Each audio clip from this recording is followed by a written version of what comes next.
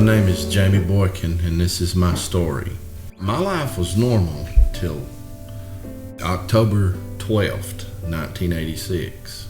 And I was in Emmanuel Baptist Church in Lebanon, and I had a feeling that I never felt anything like it before. I knowed I was supposed to go up front and do something, and I refused. Stubbornness wouldn't go.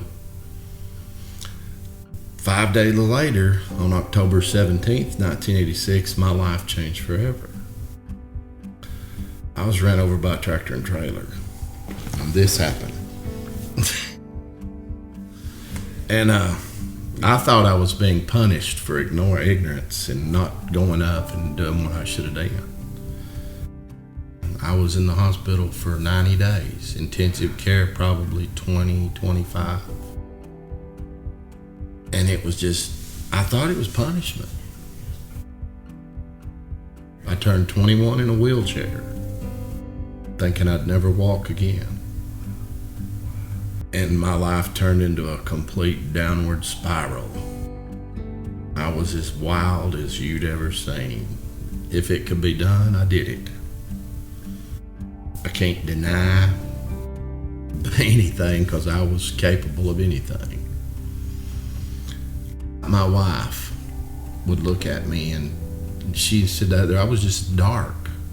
My eyes were dark and black, and something was wrong. When I went to prison, I was drinking a half a gallon of 100 proof Southern Comfort a day.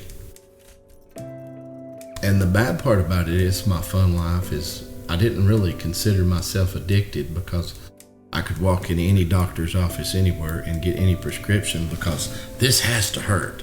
There's no way it don't hurt. And they didn't keep records back then like they did now, so I was walking around with a pocket full of pain pills all the time, and then the alcohol, and it was bad. 3 years of that life sent me to prison. And I was in prison for 15 years. We were at a birthday party, mine, and the half a gallon of 100 proof Southern Comfort had vanished. And there was I don't remember it real clear. It was altercations, and we were doing something. We were going to hunting, spotlighting rabbits the way country boys grow up and do, and then this went bad. It was murder.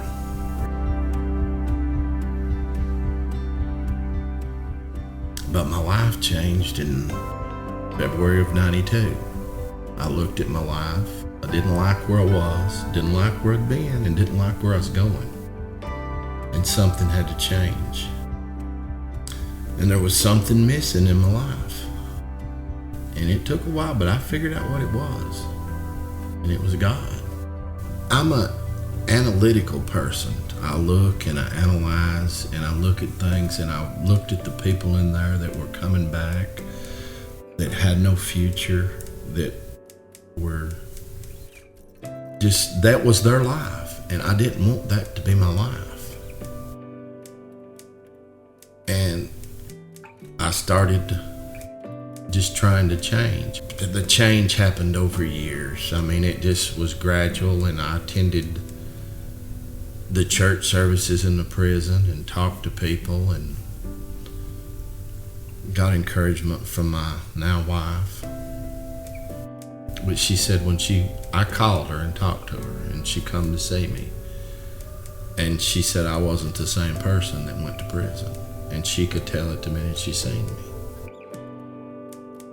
And it's been that way for a while. I've been clean since February of '92. Because he led me down a different road that I like the road I'm on now. After I got out, I sat and met with the pastor and talked about my dilemma, what I thought and what I felt, and I was being punished. And that's where I got the understanding that I was wrong, because God is not vengeful. He's not vengeful.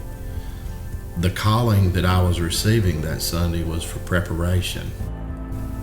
because he knowed it was going to happen. And had I heeded the call, I might not have turned out as bad as I did. I slowly started doing things and seeing people and getting my life back together. I think I got out in January, and I think it was April before I made it to church. And when I first went to church, I was worried because my wife had told me that the district attorney went to the church. And it was going to be awkward. But when we bumped into each other in the hall one day and started talking, the first words what I said to him was, "Thank you, you saved my life." And me and him have done things and talked. We actually went to the jail one night and shared a little bit of this with people. He would say things and I would comment, but this is just different for me. My comfort zone is vanished. It's gone.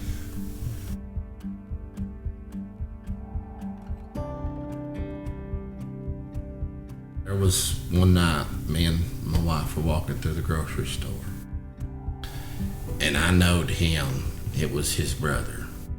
And when we met him, he looked up and he said, "You're one of them Boykin boys." And then he looked at me and said, "No, you're Jamie," knowing I was the one. And we were in the middle of the aisle at Food Line, and I'm thinking, oh no, this can't be good. And he looked me dead in the eye and said, "You're forgiven." And that was, oof. My life it's not turmoil. I face decisions and choices, and I don't hide where I've been or what I've done. It's because it's all part of it. But I'm happy. It's wonderful. I enjoy life. Oh, I love him. I mean, I do. I've gravitated more and more toward him, and I actually listen. And the strange thing about it is, I've asked some strange prayers through the years and had them answered immediately. I mean, I know I'm still learning, and I'm still, even though I've been a Christian for 20 years, I still learn. I understand the Bible's pretty much a guide to live by. And when it comes down to it at the end of the day, I know what's right and wrong, and I know there's a good consequence or a bad consequence. I pick the one I want to live with. And sometimes you may not like the one that's got the good consequence, but you'll come out better if you choose it. You can either have the little simple rewards for making the wrong decision, or look for the big rewards for making the right one. I've hurt a lot of people.